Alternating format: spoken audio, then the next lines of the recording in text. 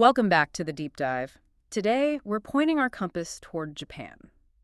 But we aren't looking at the neon lights of Shibuya or the temples of Kyoto. We're looking at this massive cultural machine that operates just under the surface. We're talking about the world of the idol. And idol is such a loaded word, If you're Mhm. coming from a Western perspective, you might think of like a pop star. Right, a singing competition or something. Exactly. But in Japan, an idol is. It's a product. It's a persona, usually a young woman, marketed for this aggressive cuteness Mm. and a kind of aspirational purity. We see the pop stars, the teenagers filling stadiums, but there's this parallel track to that world, and that's the Japanese adult video industry, or AV, as it's usually called. And it has its own idols, its own legends. And today we are unpacking the career of a woman who didn't just survive that industry. She really defined it for a decade. We are talking about Jun Kusanagi, Or Mizuho Kano, or Narua Asami. or Kirin Juna. Okay, we're definitely going to have to unpack that. The list of aliases is longer than my grocery list. But before we get into the who, let's establish the why. Why are we doing a deep dive on her? Because she's such an anomaly. In the AV industry, a career is often measured in months. It's a real churn and burn business. Kusanagi was active, on and off, for over 10 years. A decade is an eternity in that world. It is. But beyond just longevity, she was famous for a very specific physical trait, the kubire. The kubiri. I've seen this term all over the sources. Break that down for us. What are we looking at? So kubire is the Japanese term for the narrowing of the waist. It's not just about being thin. It's specifically about that curve, the hourglass geometry between your ribs and hips. Uh-huh. And in the Japanese glamour industry, this is a hugely prized attribute. And Kusanagi wasn't just a representative of this look. She was crowned the Queen of Kubire. The Queen. That's not a subtle nickname. No, it became her entire brand. I mean, her waistline was so distinct, it was basically her logo. So, our mission today is to use her career as a case study. We want to understand how the studio system works, how branding works in this sort of gray area of entertainment, and, frankly, the toll it takes to maintain that idol perfection for so long. It's a story about marketing, resilience, and ultimately survival. Let's start at the beginning then. October 1996. The internet is still a baby. VHS tapes are everywhere, and a new face appears for a studio called MXA. Right. But she doesn't debut as Jun Kusanagi. She debuts as Kano Mizuho. Her first film is called Pin Pin Girl, directed by Yuji Sakamoto. And the sources call this a sensational debut. Now, is that just standard marketing hype? Like every movie is the movie of the year. Or was she actually different? No, she was different. The critics at the time noted she had this volcanic screen presence. She wasn't just going through the motions. She had this energy. But almost right away, we hit that weird industry quirk you mentioned, the name game. Yeah, walk me through this. Because if I'm an actor, I don't change my name just because I switch studios. Why does she have 4 different names? It's all about contracts and intellectual property, which were super rigid in the 90s AV system. The studio basically owned the stage name as an asset. Wait, so the name Kano Mizuho was a product owned by MXA and Alice Japan Studios. Exactly. The studio owns the name, but the woman owns the body. So if she wanted to do a photo shoot for a magazine or a video for a different company, She legally couldn't be Kano Mizuho. She had to be someone else. that seems wildly inefficient for building a brand. You're just fracturing your own audience. It is, but it was a control mechanism for the studios. So to get around it, she had to invent new personas. She used names like Narua Asami for one-off things, but the one she used for her independent work, and the one that eventually stuck, was Jun Kusanagi. It sounds exhausting. You're not just managing one career, you're managing a whole multiverse of yourself. It is. And if you look at her schedule in those first 6 months, it's just punishing. Between October 96 and March 97, she puts out 6 full-length videos. And we should clarify, we aren't talking about short web clips. These are feature-length productions, scripts, costumes, the whole thing. Correct. And she was exploring every corner of the genre map. Fantasy scenarios, cosplay, and she did a lot of work in what's called the soapland genre. Okay, let's pause and unpack Soapland. For anyone who isn't familiar with Japanese nightlife, that sounds like a theme park for detergent. Hey, far from it. Soapland is a euphemism for a specific type of adult establishment. The concept involves clients getting massages with special lotions on a waterproof mat.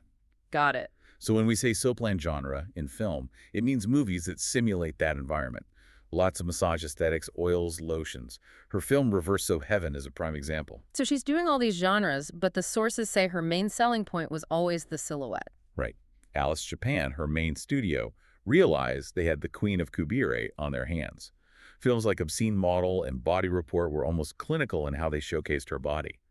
Body Report was literally designed just to document her physical proportions. It's like she was a sculpture, not just an actress. That's a great way to put it. She was an aesthetic ideal. But then, just as she's rocketing to the top, July 1997, she's gone. The first retirement, she'd been active for, what, less than a year? It was a fulgurant rise, super fast, super bright, and then just stop. Alice Japan releases a compilation called Mizuho Kano Forever. It felt like a eulogy for her career. So why'd she stop? The sources say she wanted to focus on photography, but that sounds like a PR line. Was it burnout? Burnout is always a possibility, but if you look closely at the timeline between her retirement in mid-97 and her return in early 98, there's a little detail that tells a very different story. The teeth. The teeth. During her time off, she reportedly had significant dental work done to straighten her smile. Which implies this wasn't a retirement at all. It was a renovation. Precisely. You don't go get a camera-ready smile if you're planning to disappear. She was treating herself like a business. This was a capital expenditure, polishing the product for a bigger launch. And that investment paid off, because when she returns in March 1998, we get what I call the Phoenix phase. This is 1998 to 99, and this is where the name Kano Mizuho starts to fade, and Jun Kusanagi really takes over. And critics noted a change in her, right? She wasn't the pin girl anymore. No, they described her as more mature, mysterious. She wasn't the rookie. She starts working with this major publisher called Vici, and in April 1998, they drop the hammer. A photo book titled simply, Kubire. That is a power move. Naming the book after your best asset. It's like Usain Bolt writing a book called Fast. It cemented her status. She basically claimed ownership of that word. If you thought of Kubire, you thought of Kusanagi. She was a multimedia brand now, not just a studio actress. But what really fascinates me about this era is how innovative she was with marketing. She started doing things that feel very 2024, but this is 1998. You're talking about the parasocial stuff. Exactly. She started filming videos inside her own apartment. That was revolutionary. You got to remember, 90s AV was so staged. Bright lights, fake sets. Right. For a top star to bring a camera into her actual home, that creates an intimacy the studio sets just couldn't. It breaks the fourth wall. Totally. There was a video home delivery soap plan where she talks directly to the viewer. It's like a proto-vlog. But the thing that really blew my mind was the internet contest. Oh, yeah. I mean, think about the timeline. Late 98, I was still fighting with my family to use the landline to dial up to the internet at like 56K. It took 10 minutes to load one picture. And she's using this primitive internet to recruit a co-star. It's incredibly forward-thinking. Yep. She launched a project soliciting a male co-star online. It's engagement marketing before that was even a buzzword. And it wasn't a stunt. They actually did it. Oh, yeah. The winner appeared in her January 1999 release. That level of interaction must have driven the fans wild. It makes the whole fantasy feel attainable. It did. And it propelled her out of the AV niche and into the mainstream. This is her crossover moment. We see that sometimes, where an AV actress gets popular enough to appear on regular TV. But usually they're sort of the punchline.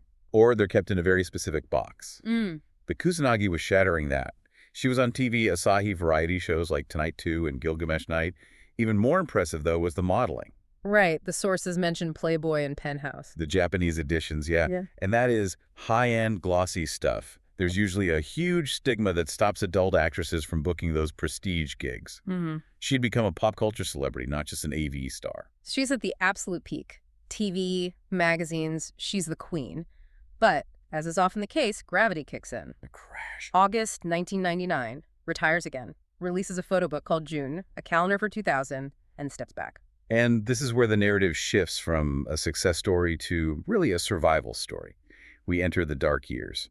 2000 to 2003. And there's one photo book that really highlights this struggle, Dangerous Curve, from April 2001. Shot by the famous photographer Kim Mizuno. Artistically, it was praised, but physically, the subject was alarming. What were people seeing? She'd lost a ton of weight. The Queen of Kubire, known for those healthy curves, looked frail. You could see her ribs. It sparked all these rumors of anorexia nervosa.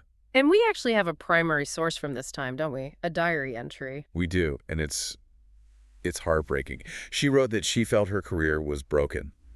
Broken, that's a heavy word. It suggests the whole machinery of the industry had just chewed her up. You have to imagine the pressure getting to number one, the constant filming, the diet, the need to stay perfect. It likely led to burnout and some really poor decision-making about her health. And when you feel broken and your career in Japan is stalling, you look for a lifeline. Which brings us to the Taiwan incident in 2003. Right. This is the desperate pivot. The Japanese market might have been cooling on her, but in Taiwan, she was still a goddess. So she decides to go on tour. July 2003. She heads to Taipei, and she doesn't go alone. She goes with Ai Ijima and Madoka Ozawa. I mean, for that era, that is the Avengers of the adult industry. That's a supergroup. Truly. They show up at the World Trade Center in Taipei. Huge crowds, pandemonium. But the local authorities were not fans. The visa issue. Yep, accusations of working without a proper visa. Ah, the classic, we're just here for tourism defense. Exactly. Her agency claimed they were just there for shopping and to see fans. But the local media was reporting they were being paid for appearances. It turned into a huge controversy. So what happened? Did she get arrested? No arrest, but she was forced to leave the country on the second day of a 3-day tour. Basically kicked out. It's embarrassing, sure. But in a weird way, doesn't that just prove her status? You don't cause a diplomatic incident unless you are a massive star. That's the irony, isn't it? This scandal only confirmed her relevance. But it was a chaotic time. After that, she goes quiet again. For 3 years. Which, in idle time, is an eternity. People figured she was done for good. Until May 2006, the 10-year anniversary of her debut. The Return of the Queen. And she leaned right into it. The project was literally titled Comeback, Queen of Kubira Jun Kusanagi. She knew what the audience wanted. But this is the crucial pivot and why her career strategy is so respectable. She wasn't the 19-year-old from Pin Girl anymore. She was almost 30. And I know it sounds ridiculous to call a 29-year-old old, but in the idol industry... It's veteran status. Or even retired status. So how did she handle it? Did she try to pretend the last 10 years didn't happen? No, and that was the brilliant move. She embraced her age. She started working with a studio called Madonna, which specializes specifically in the mature or Mrs. genre. So she pivoted to roles that required more gravitas. Exactly. She took on roles that required real, acting dramatic themes, more intense scenarios. She wasn't playing the naive debutante. She was the experienced woman. It allowed her to age gracefully in the industry instead of being pushed out. And physically, we talk about the health scares in 2001. How did she look in 2006? Incredible. And this is where the legend status is really earned. It's not just genetics. It's discipline. I read about her fitness routine, the sit-ups. Oh, the sit-ups. 200 a day. That's the report. Since high school, apparently. 200 sit-ups a day to maintain that waistline, plus daily facials, home fitness. See, we often dismiss glamour models as just winning the genetic lottery. And sure, that's part of it. But doing 200 sit-ups a day for over a decade, that's an athlete's mindset. It is. To stay at the top that long requires the same body maintenance as a professional dancer. You cannot slip. So she conquers the mature genre, works until about 2007. That puts her active career span at roughly 11 years. Which is such an outlier. Most idols last a year, maybe 2. So the cameras finally stop, the studio lights go off. Where is Jun Kusanagi now? What does a legend do when the industry moves on? Well, the transition to civilian life is notoriously hard for AV actresses. The stigma makes getting a regular job very difficult. The sources mention a brief, unsuccessful attempt at striptease dancing. Which is a tough gig. But by 2013, she seemed to find a stable niche. She started working as a hostess. At Club Lucy in Roppongi, Tokyo. Right. Now, we should probably clarify this. A hostess club in Japan is not a sex shop. No, it's a very important distinction. A hostess club is where men, usually businessmen, pay for the company of women. It's about conversation, pouring drinks, lighting cigarettes, singing karaoke. It's an emotional service. Yes, exactly. It's about charm and hospitality. When you think about it, it makes perfect sense. Her whole career was built on charisma, on creating that parasocial bond. Being a top hostess requires those exact same skills. She's still the queen, just in a different court, still managing the fantasy. I think so. So when you step back and look at the whole legend, what's the headline for you? Is it the waistline? You know, I think it's the resilience. She debuted in the VHS era, survived the transition to DVD, navigated the early internet, survived studio politics, health rumors, international trouble. And through it all, she kept the brand alive. She wasn't just a body, she was a business manager. She really was. She understood that her image was an asset that needed to be protected, renovated, like the teeth, and sometimes completely reinvented. And that brings us to the end of our deep dive, but before we go, I want to leave you with a thought. What's on your mind? We talked about how she lasted a decade, reinvention after reinvention, disappearing for a year to fix her teeth, coming back as a mystery.